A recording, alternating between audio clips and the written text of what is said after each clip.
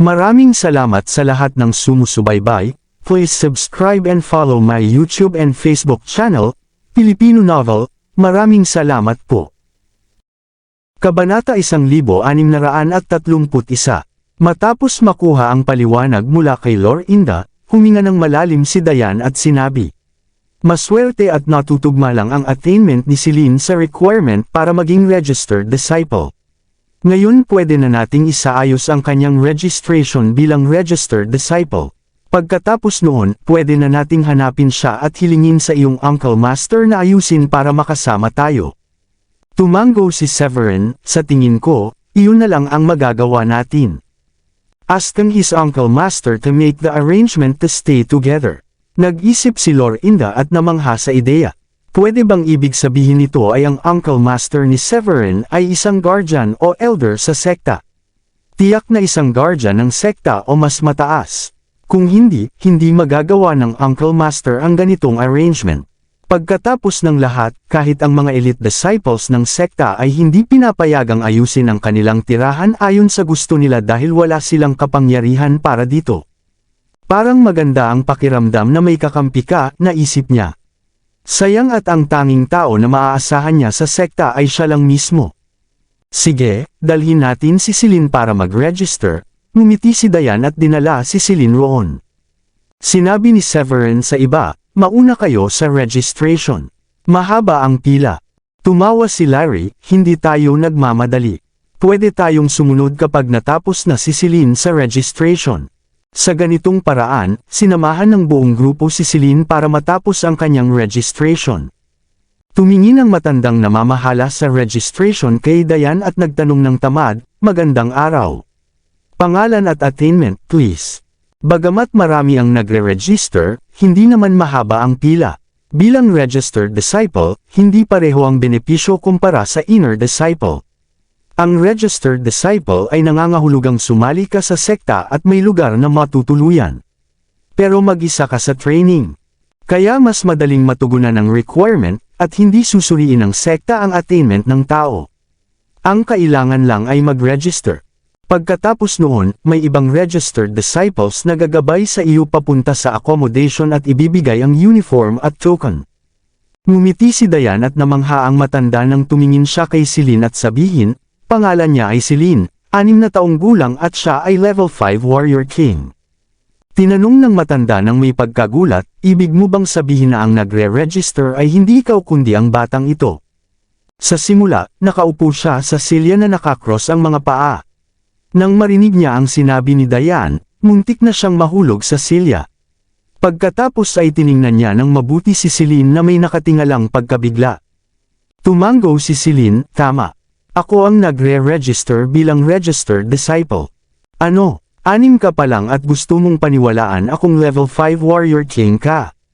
Ito ang Sky Blue Sect at ako ay isang guardian. Hindi mo dapat subukan na magdulot ng gulo dito. Tumayo siya at ngumisi ng mali, hindi ka ba natatakot na paluan ko kayo sa paggulo dito? Nakaakit ang gulo ng maraming tao. Anong nangyayari? May problema ba? Dumarating sila para i-register ang batang babae bilang registered disciple at sinasabi nilang siya ay level 5 warrior king. Nagsasabi ka ba ng biro? Ang batang ito ay level 5 warrior king. Hindi pa ako nakakita ng ganito. Kahit na genius siya at nagsanay mula pagkabata, ang pinakamataas na maabot niya ay level 2 warrior king. Lahat ng lampas doon ay bluff lang. Nagsimulang magkomento ang mga tao nang malaman nila ang nangyari.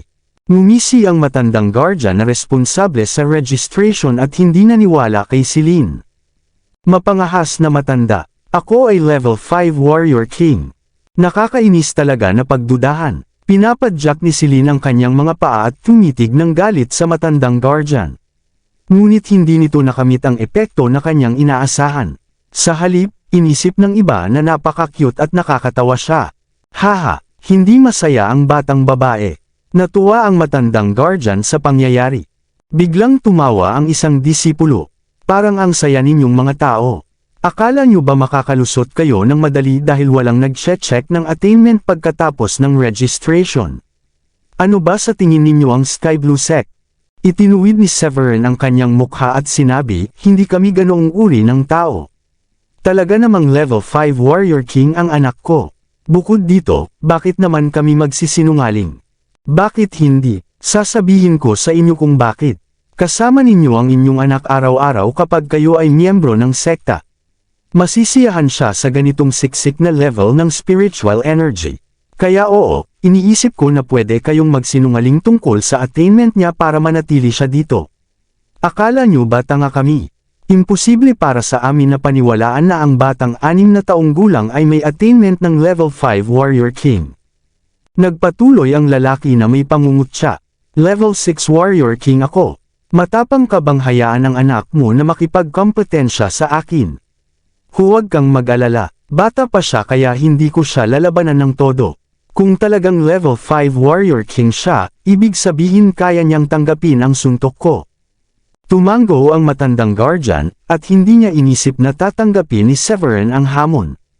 Tama, hayaang makipagkompetensya ang anak mo sa disipulo na ito kung talagang level 5 Warrior King siya. Sige, tatanggapin ko ang hamon. Pinapadyak ni Celine ang kanyang paa ng galit. Celine, kampante ka ba? Nababahala si Dayan. Talaga namang level 5 Warrior King si Celine, pero bata pa siya at hindi pa nakipaglaban noon. Kaya normal lang na mangamba si Dayan para sa kanyang anak. Ngumiti si Severin. Dayan, kailangan nating magtiwala kay Celine. Hindi mababa ang ranggo ng kanyang attainment technique. Bukod dito, balang araw ay lalaki siya at hindi natin siya mapoprotektahan magpakailanman, hindi ba?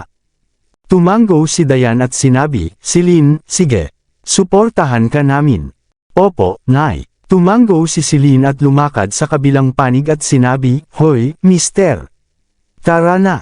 Haha, narinig mo sila. Tinutulungan ko lang suriin ang kanyang attainment. Hindi ko siya binubuli. May spiritual energy na bumabalot sa kamao ng lalaki habang mahigpit niyang hinawakan ang kanyang kamao. Sa isang iglap, tumakbo siya at nagtapon ng suntok kay Celine. Ha! Sigaw ni Celine at tinutukan ang suntok. Ikinuyong din niya ang kanyang kamao, at tumalon sa hangin, at itinapon ang kanyang suntok pabalik sa lalaki. Bang! Nagbanggaan ang dalawang suntok. Walang duda, maraming tao ang inisip na hindi kayang makipagsabayan ni Celine sa isang level 6 Warrior King. Walang saysay ang laban. Ngunit ang nangyari pagkatapos ay nagpabuka ng bibig sa lahat. Nataboy ni Celine ang level 6 Warrior King ng ilang talampakan palayo. Nang lumapat ang kanyang mga paa sa lupa, nagawa niyang panatilihin ang balanse at hindi na lumipad pa. Paano iyon posible? Nagulat at namangha ang lalaki. Hindi niya ginamit ang buong lakas niya dahil ang kalaban ay isang 6 na taong gulang na babae. Gayunpaman, ang suntok na iyon ay halos 70 hanggang 80% ng kanyang buong lakas. Kahit ganoon, nakipagsabayan si Celine sa kanya at halos matalo pa siya. Hindi ito kayang gawin ng sinumang mandirigman na nasa ibaba ng level 5 Warrior King.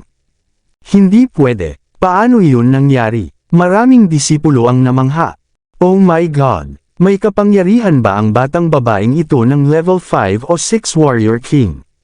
Naniniwala akong hindi ginamit ang buong lakas niya sa suntok na iyon ang iniisip ng ilang disipulo. Nagpakabait ka ba sa akin? Hindi mo na kailangang gawin iyon, sabi ni Celine ng inosente habang tinitingnan ang kanyang kamao. Hehe, heto na ako. Humakbang siya at tumakbo sa bilis ng isang level 7 Warrior King.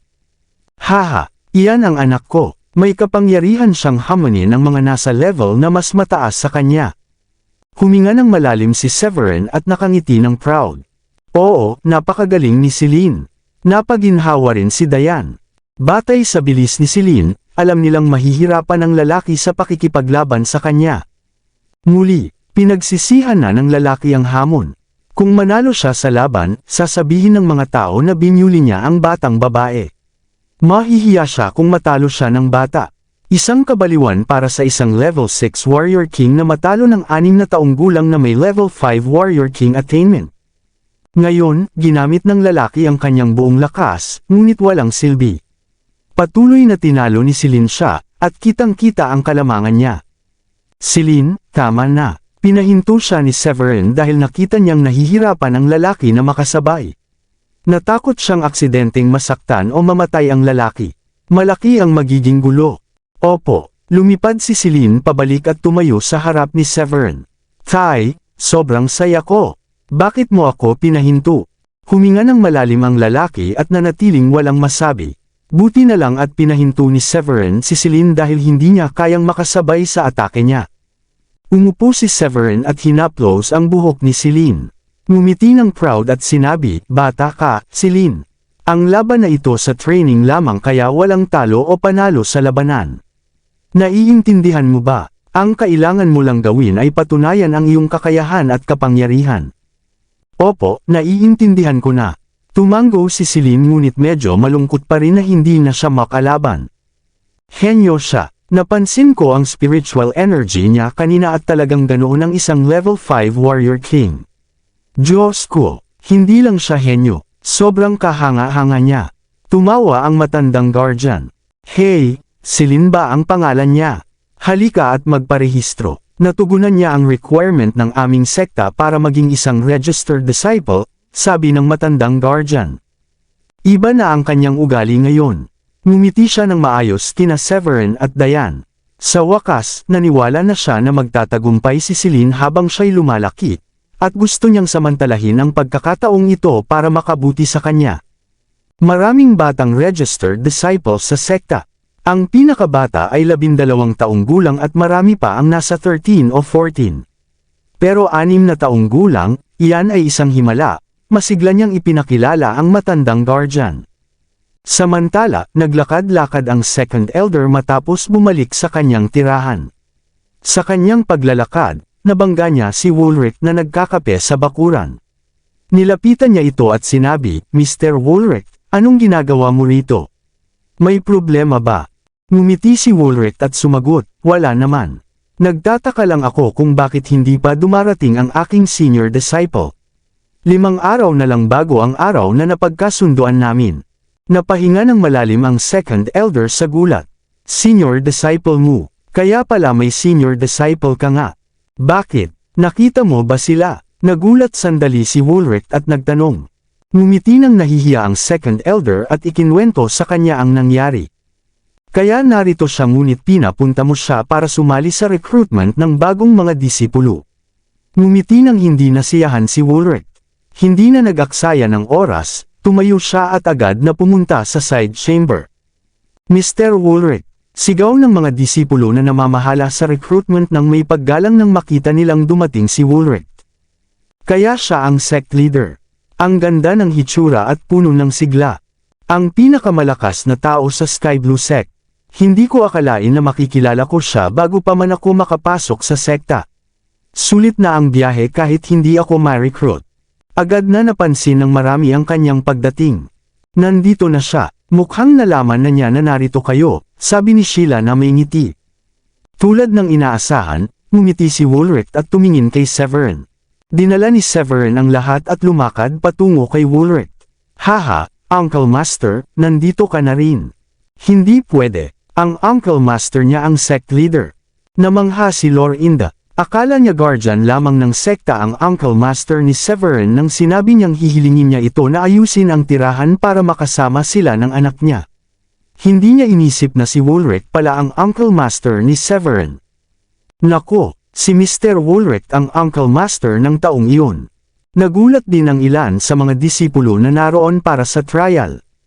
Hindi pinansin ni Woolrich ang lahat at ngumiti ng mahinahon habang lumalapit kay Severin. "Haha, nandito ka na rin. 5 pang araw bago ang petsa na sinabi ko sa iyo. Nagsimula na akong mag-alala na nakalimutan mo ang kasunduan natin." Ngumiti si Severin at sinabi, "Paano ko makakalimutan kung sinabi mo na magkakaroon ako ng magandang pagkakataon kung dadating ako rito?" Tumawa si Woolrich. "Haha, hindi yun magiging problema. Natutuwa akong nandito kayong lahat." Kabanata 1635. Matapos makausap si Severin, hindi na nagpatumpik-tampak si Woolrich at agad na sinuri ang attainment ni Severin at ng iba pa. Nagulat siya sa resulta. "Magaling, malaki na ang iyong pag-unlad," sabi niya. Ngumiti si Severin. "Sa palagay ko ay ayos pa rin ako. Utang ko sa iyo ito." Ngumiti si Woolrich at napansin na mas marami pang disipulo ang nakatingin sa kanila. "Sige, hindi niyo na kailangan pang magparehistro. Sundan niyo ako." hihilingin ko sa mga elder na ayusin ang iba pa, sabi niya. Biglang nahiya si Severin at nagsabi, Uncle Master, hindi ko lang dinala ang aking mga asawa. Nandito rin ang aking anak. Maaari mo ba siyang payagan na sumali sa sekta din? Tumingin si Woolrich kay Celine at tumanggo na may kumikislap na mga mata. Diyos ko, level 5 warrior king na siya. Sa ganyang taas ng talento, syempre hindi yun magiging problema. Sa wakas, hindi na kailangan mag-alala pa sina Severin at Diane. Mr. Woolrich, talagang napakahusay at talentado niya. Hindi ako naniwala noong sinabi nila sa akin na level 5 warrior king siya at gusto nilang erehistro siya bilang registered member. At hindi lang iyon, kaya rin niyang makipaglaban sa isang level 6 warrior king kanina, sabi ng matandang guardian na lumapit sa ngalan ni Severin. Napasimangot ang mukha ni Woolrich at nagsalita ng galit. Registered disciple, hindi yun tama. Sa kanyang talento at kakayahan, nararapat siyang makakuha ng pinakamaganda mula sa atin. Kasama ng disipulo ng aking senior ang mga taong ito. Ako mismo ang humiling na dalhin sila rito. Sinuri ko na ang kanilang attainment. Kaya ang batang ito at ang mga tao ay magkakaroon ng parehong benepisyo ng inner disciples. Inner disciple, ngumiti si Sherlyn ng mapait. Mr. Woolrich, hindi pa naabot ng aking attainment ang requirement para maging inner disciple. Bilang level 3 warrior emperor, sa palagay ko ay dapat muna akong maging outer disciple.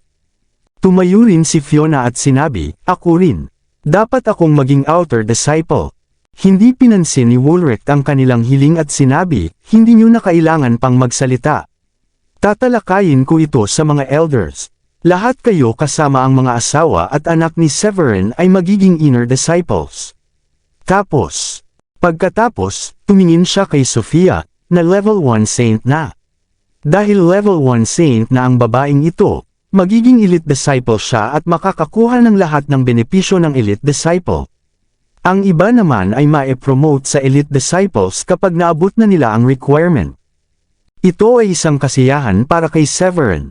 Hindi niya inakala na papayagan ni Woolrich ang kanyang tatlong asawa na magkaroon ng parehong benepisyo ng isang inner disciple, bagay na maraming tao ang matatakot pero nais matamo. Uncle Master, asawa ko si Severin. Ako si Sophia Ballard, sinabi ni Sophia habang lumalapit, at iniangat ang kamay. Nice to meet you. Tumawa si Woolrich. Sinabi niya sa akin na isa lang ang asawa niya nung nakilala ko siya noong nakaraang taon, at ngayon 3 na. Haha, maganda ang panlasa niya. Haha, halika kayo, pumunta tayo sa main chamber. Agad silang umalis patungo sa main chamber. Sinundan siya ni Severin at ng iba. Diyos ko, siya pala ang senior disciple ni Mr. Woolrich. Ang galing. Tumingin ang ilan sa mga disipulo kay Severin at nainggit. Narinig niyo ba yun? Maliban sa batang babae, karamihan sa kanila ay naging warrior emperors na, marami sa kanila level 6 warrior emperors pa. Nakakatakot, sabi ng isang tao. Say, iyan ang magandang epekto kapag may kakilala ka sa itaas. Kailangan na lang natin magsikap sa training para maabot ang ating mga layunin, sabi ng ilan ng may sarcasmo dahil sa inggit kay Severin. Haha, hindi nyo makukuha ang ganitong klase ng trato kahit kilala nyo ang isang elder. Tanging sect leader lang ang may autoridad, tawa ng isang lalaki. Samantala, sinundan ni Severin si Woolrich patungo sa chamber. Pagdating doon, nagsimula si Woolrich na tipunin ang lahat ng elders. Ang sekta ay may 7 elders at maraming guardians. Hey, bata, pasensya na. Hindi ko alam na talagang may senior disciple si Mr. Woolrich. Nagkamali lang ako, tawa at paumanhin ng second elder. Ngumiti si Severin pabalik. Ayos lang. Tulad ng sinabi mo, misunderstanding lang ito. Sa huli, wala naman kayong alam tungkol sa akin o nakakita sa akin noon. Mr. Woolrich, sino ang mga taong ito? Tanong ng isang guardian dahil ito ang unang pagkakataon niyang makita si Severin at ang kanyang grupo. Nang makita niya na may bata pa sa grupo, napakunot ang noo at nagbigay ng puzzled look kay Woolrich. Ngumiti si Woolrich at ipinaliwanag.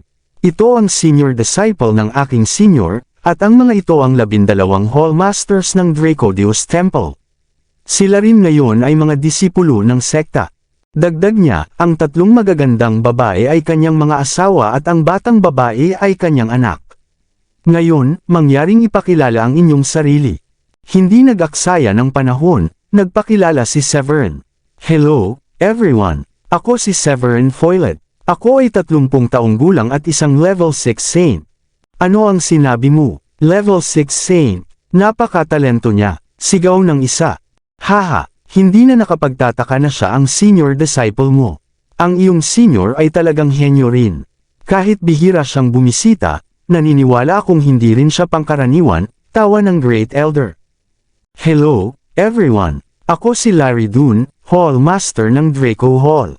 Ako ay 38 taong gulang at level 7 Warrior Emperor, pagpapakilala ni Larry. Hi! Ako si Mick Whitley. Ako ay 47 taong gulang, level 6 Warrior Emperor at ako ang Hall Master ng Moss Hall, pagpapakilala ni Mick. Pagkatapos ng pagpapakilala ng lahat, ngumiti ang Great Elder. Hindi ito pangkaraniwan. Karamihan sa inyo ay level 6 Warrior Emperors pataas at may isa pang level 1 Saint. Ang inyong attainments ay itinuturing na malakas sa hanay ng aming mga disipulo. Tumango ng approval ang Second Elder. Napakabihira at kamangha-mangha na galing sa mundane world ang lahat sa inyo at may ganoong taas ng attainment. Nag-isip si Woolrich saglit at sinabi, Severin, ang request ko sa iyo ay tulungan silang maabot kahit level 9 Warrior King at kung posible, level 1 Warrior Emperor. Grabe, nagbigay ka sa akin ng malaking sorpresa. Ang pinakamahina sa kanila ay level 3 Warrior Emperor. Haha, hindi ka panipaniwala. Pagkatapos ng saglit, nagpatuloy siya. Kung isa sa alang-alang ang bilis ng kanilang pag-unlad, sa palagay ko isa kang 3rd grade high-rank alchemist. O baka 4th grade low-rank alchemist. Dahil dito, lahat ay tumingin kay Severin at naghintay ng may pananibik sa kanyang sagot. Sa kabila ng lahat, napakaganda na magkaroon ng isa pang makapangyarihang alchemist sa sekta. Tumango si Severin. Oo, ako ay isang 4th grade alchemist. Alam niyang wala ng silbi ang pagtatago, lalo na at tinanong na siya ni Woolrich. Kaya ipinahayag niya ang kanyang totoong antas sa alchemy. 4th grade alchemist sa murang edad na ito. Kamangha-mangha, komento ng isa. Tama, mataas ang kanyang attainment at isa rin siyang alchemist. Nakakabilib talaga. Maraming guardians ang hindi nahihiya na purihin si Severin. Mahalaga ang magandang pakikitungo sa kanya, at umaasa sila sa kanya na makagawa ng mga alchemical pills na makakatulong sa kanilang pag-unlad kung magpapatuloy siya sa kanyang alchemy breakthroughs. Dahil sa lahat ng papuri, alam ni Severin na ito ang tamang oras para ipahayag ang kanyang kahilingan. Uncle Master, maaari ba kaming manirahan ng aking mga asawa at anak sa isang tirahan? Talagang nais namin na magsama-sama. Bago pa makapagsalita si Woolrich, may tumindig na matandang lalaki at nagsabi, Siyempre. Walang problema dyan. Isa kang 4th grade alchemist. Bukod sa iyo, may 3 iba pang 4th grade alchemists at ilang 3rd grade alchemists. Nakatira sila sa Alchemist Hall. May mga bahay kaming itinayo malapit sa main chamber para sa mga alchemists. Makakatanggap ka ng espesyal na trato bilang alchemist. Malaya rin ang iyong mga asawa na manirahan kasama mo. Lubos ang kagalakan ni Severin sa balitang iyon. Haha, napakagaling. Sinabi ng Second Elder, bukod sa nabanggit kong alchemist, mayroon din kaming 1st grade at 2nd grade alchemists. Pinahahalagahan ng Sky Blue Sect ang paglago ng mga alchemist. Ang sinumang alchemist na nakaabot ng 3rd grade ay magkakaroon ng parehong benepisyo tulad ng Elder. Magkakaiba rin ang kanilang uniforme. Tumawa si Severin. Haha. Napakagandang balita, sinabi ni Woolrich, dahil maninirahan si Severin kasama ang kanyang asawa at anak sa parehong bahay, sa tingin ko nararapat ding tangkilikin ng 12 masters ang parehong benepisyo ng inner disciples. Biglang napagtanto ni Elsa na may mali at itinataas ang kanyang kamay. Ano naman ako, Master Grand Uncle? Nagulat si Woolrich at hindi agad makareact. Kahit ipinakilala na ang lahat, hindi niya maalala kung anong hall si Elsa. Ngumiti si Elsa ng bahagyang nahihiya at sinabi, Master Grand Uncle, ako si Elsa Lingard, isang disipulo ni Severin. Siya ang aking master sa alchemy. Kung ganoon, maaari kang manirahan kasama ang 12 Hallmasters. Ang mga babae ay maninirahan sa isang bahay at ang lalaki sa isa pa. Anong antas ka na ngayon? Nilinaw ng lalamunan ni Woolrich at naunawaan ang sitwasyon. Ngumiti si Elsa at sinabi, kaunti pa lang ang natutunan ko mula sa aking master.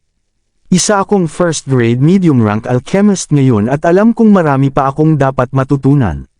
Magpupursige ako sa aking training, pangako niya. Tumango si Woolrich. May ipapadala akong tao para dalhin kayo sa inyong mga bahay. Bukas ng umaga, dadalhin ko sina Elsa at Severin sa Alchemy Hall para makilala ang ibang alchemists. Sa ngayon, abala sila kaya hindi ko pa sila pinaalam dito. Huwag kayong mag-alala, ipapaalam ko rin sa kanila mamaya. Salamat po, Master Grand Uncle. Ngumiti si Elsa habang nakapaloob ang kanyang kamay. Malakas ang telekinesis ni Elsa at napakatalino sa alchemy. Naniniwala akong magiging second grade alchemist siya sa lalong madaling panahon. Ang third grade ay hindi rin magiging problema para sa kanya, sabi ni Severin nang may katiyakan. Dahil sa sinabi ni Severin, nagbago ang pananaw ng lahat tungkol kay Elsa at kung paano sila dapat makipagkaibigan sa kanya. Biglang nagtanong si Woolrich, Elders at Guardians, may opinyon ba kayo tungkol sa aking arrangement? Siyempre wala. May napaka-talino at may talento kang senior's disciple. Marami ka pang disipulo na may potensyal na dinala. Haha, magandang balita ito, sabi ng Great Elder. Tumango si Woolrich at muling nagsalita, kung wala ng opinyon, ayusin na natin ito. May isa pa akong pag-uusapan. Napakahalagang bagay ito. Lahat ng narito ay dapat panatilihing lihim ang sasabihin ko, naiintindihan niyo ba? Alam ni Severin na napakahalaga ng sasabihin ni Woolrich kaya tinuring niya itong seryoso. Lahat ay tumango at nakinig ng mabuti sa sasabihin ni Woolrich. Matapos makita ang mga tumatango, sinabi ni Woolrich, alam niyo, karamihan sa atin sa first tier sect ay hirap maabot ang level 9 Royal Saint. Kahit maabot natin iyon, wala na sa atin ang makaka-overcome sa hakbang na iyon para maging Supreme Saint. Iyon ang pumipigil sa atin na magkaroon ng pagkakataon na mag-ascend. Napangisi si Severin. Hindi tama iyon. Hindi ba nag-ascend ang aking master? Tumawa si Woolrich, ang iyong master ay isang 1 in a million prodigy. Nang pumasok siya sa Secret Realm, nahanap niya ang pagkakataon na makatawid sa hakbang na iyon para maging Supreme Saint. Pagkatapos, nagpatuloy siya sa breakthrough hanggang sa mag-ascend sa Celestial Realm. Ano? Ascending sa Celestial Realm. Totoo ba ito? May lugar talaga bang tinatawag na Celestial Realm? Hingal na tanong ni Sheila. Nang marinig niya ang tungkol sa Royal Saint mula kay Severin, akala niya iyon na ang pinaka-powerful na antas. Ngayon naririnig niya na may mas mataas pa, ang Supreme Saint, at ang Supreme Saint ay maaaring mag-ascend sa Celestial Realm. Si Larry, Rachel, at ang iba pa ay pakiramdam nila nananaginip lang, lahat ng narinig nila ay tila surreal. Ito rin ang unang pagkakataon nilang marinig ang ganito. Sa maraming nagulat na mata na nakatingin sa kanya, tumango si Woolrich at nagpatuloy, sabi sa akin ng iyong master, may isang realm sa mundong ito na may mas mataas na antas ng spiritual energy kaysa dito. Hindi lang doble o triple ang antas. Dahil dito, ang mga spiritual herbs na tumutubo doon ay mas mataas din ang grade at rank. At marami rin ang malalakas na alchemists doon. Doon natagpuan ng iyong master ang isang treasure na nakatulong sa kanya maging Supreme Saint. Kung wala ang treasure na iyon, hindi siya magiging Supreme Saint. Pagkatapos ng sandaling pagtigil, nagpatuloy siya, sa katunayan, may mga rankings pa na mas mataas pa sa Supreme Saint. Napangiti ng mapait si Severin. Bakit hindi niya ito sinabi sa akin noon? Tumingin si Woolrich kay Severin at ngumiti. Dahil mababa pa ang attainment mo noon.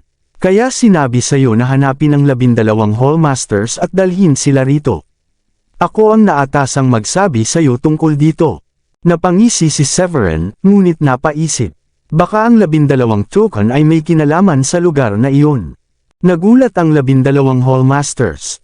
Matagal na nilang pinag-aaralan ang token ngunit hindi nila natuklasan ang anumang lihim. Ngayon, nang binanggit ni Severin, baka nga ang 12 token ay may kinalaman sa lugar na iyon. Tumango si Woolrich. Ang 12 token ay susi sa Paradise Secret Realm. Nang tumakas ang iyong master, aksidenteng naihulog niya ang isang miniature Black Tower sa Secret Realm. Ang miniature Black Tower ay ninakaw niya mula sa lugar na iyon. Ngunit natakot siya na hahanapin siya ng mga mandirigma mula sa lugar na iyon. Kaya nagtago siya sa mundane world at pinaghiwalay pa ang mga token. Walang masabi si Severin. Tanging ang matandang baliw lang ang makakaisip nito. Ngumiti si Woolrich. Matagal na ang mga taon mula noon kaya ligtas na tayo. Magbubukas ang Paradise Secret Realm sa loob ng 2 buwan, kaya gusto kong nandito na kayo ngayon. Lumabas sa mukha ni Severin ang kakaibang ekspresyon. Ang ibig mong sabihin, papasok kami sa Secret Realm para hanapin ang miniature Black Tower. Ngumiti si Woolrich ng may hiya. Hehe, tama ka. Walang masabi si Severin. Sinabi sa kanya ng matandang baliw ang tungkol sa Secret Realm. Maraming kayamanan at spiritual herbs doon. Isang napakagandang pagkakataon kung makapasok ka. Ang ilang Secret Realms ay nagbubukas lang minsan sa loob ng ilang taon at hindi nagtatagal. Kung makapasok ka at makalabas ng buhay, makakakuha ka ng napakaraming kayamanan. Kaya ito pala ang oportunidad na tinutukoy mo. Puno rin pala ng panganib. Nilinaw ni Woolrich, limitado ang bilang ng makakapasok sa Secret Realm. Napakagandang pagkakataon kung makapasok ka. Siyempre, bukod sa paggawa ng 12 Hallmasters bilang Inner Disciples, maghahanda rin ako ng spiritual weapon na hindi bababa sa 7th o 8th grade para sa inyo. Pwede kayong pumili ng isa para sa sarili ninyo. Kung mababa ang ranggo ng attainment technique o combat technique ninyo, dadalhin ko kayo sa Treasure Pavilion para pumili ng anumang attainment technique o combat technique na gusto ninyo. Napahanga at natuwa sina Larry at ang iba pa. Sa ganitong paraan, madali nilang mapapalakas ang kanilang combat power. Bukod dito, naghanda rin ako ng 5 3rd grade high rank alchemical pills at 5 4th grade low rank alchemical pills para sa inyong lahat sa loob ng 2 buwang ito, dagdag ni Woolrich. Kabanata 1640. Nagpatuloy si Woolrich sa pagsasalita, ipinapakiusap ko lang na isuko ninyo ang kalahati ng mga spiritual herbs at anumang kayamanan na makukuha ninyo mula sa Secret Realm. Ngunit ang pangunahing misyon ninyo ay mabawi ang miniature Black Tower. Hindi alam ni Severin kung dapat siyang tumawa o umiyak. Master Uncle, napakaganda ng inaalok ninyo sa amin at tiyak na napakagandang oportunidad ito para kina Larry at ang iba pa. Ngunit alam ba ninyo kung gaano kalawak ang Secret Realm? Narinig ko na may ilang Secret Realm sa mundong ito ngunit walang nakakaalam kung gaano kalaki ang isa. Huminga siya saglit bago nagpatuloy. Napag-isip nyo ba ang posibilidad na matagumpay naming mabawi ang miniature Black Tower sa napakalawak na lugar na iyon at sa limitadong oras? Parang maghahanap ng karayom sa dayami. Mungkahi ni Sheila, bakit hindi lahat sa sekta ang pumasok at maghanap nito? Mas marami tayong makcovers na lugar kung mas maraming tao. Sa sandaling iyon, lumapit ang Great Elder sa gitna at ngumiti ng may pait. Girl, kung ganoon lang kasimple, hindi ka na namin hihinga ng tulong. Ipinaliwanag niya, iba ang Paradise Secret Realm sa ibang Secret Realms. Bumubukas lang ito bawat 6 na taon. Lahat ay pwedeng pumasok ng isang beses lang. Kung susubukan mong pumasok ng pangalawang beses, madedetect ng Secret Realm at hindi ka papayagang pumasok. Nang marinig iyon, nagreklamo si Sheila. Grabe, ang Secret Realm na ito ay may high technology. Kaya nitong malaman kung nakapasok ka na dati. Natuwa niya ang Great Elder. Haha, hindi lang iyon. May restriction din sa attainment. Tanging ang mga nasa pagitan ng Level 1 Warrior Emperor at Level 9 Saint lang ang pwedeng pumasok. Ibig sabihin, mga Warrior Emperors at Saints lang ang makakapasok sa Secret Realm. Naiintindihan ninyo. Ngayon lang naunawaan ni Sheila. Kaya pala hiniling ng Master Uncle kay Severin na tulungan sina Larry at ang iba pang Hallmasters na maging Level 1 Warrior Emperors o kung hindi man, hindi bababa sa Level 9 Warrior Kings. Tumango si Woolrich. Oo, kung Level 9 Warrior Kings lang sila, may 2 buwan pa bago kayo dumating dito. Sa oras na iyon, maibibigay namin ang angkop na alchemical pills para mapalakas pa sila at maging mas malakas kaysa sa isang Warrior Emperor. Matapos ang maikling pagtigil, nagpatuloy siya. Ngunit talagang namangha si Severin. May 2 buwan pa para sa inyong lahat na mag-training. Kaya mas ligtas kayo pagpasok ninyo sa Secret Realm. Napaisip ng malalim si Dayan at nakakunot ang noo. Ibig bang sabihin, 12 lang ang pwedeng pumasok sa Secret Realm dahil kailangan ang mga token? Hindi ba mas mainam kung magpapadala kayo ng mas malalakas na disipulo? Ngumiti si Woolrich. Una, hindi kayo mahina. Naniniwala ako na sa loob ng 2 buwan, mas lalakas pa kayo. Pangalawa, ang mga nakapasok na sa Secret Realm ay hindi na pwedeng pumasok muli. Ngayon, hindi pa kayo nakapasok, kaya hindi ito magiging problema. Panghuli, ito ay isang once-in-a-lifetime opportunity para sa inyong lahat. Siyempre, sasamahan din kayo ng ibang disipulo. May set ng tokens ang sekta. Ang hawak ng Hall Masters ay nagmula sa senior brother ko.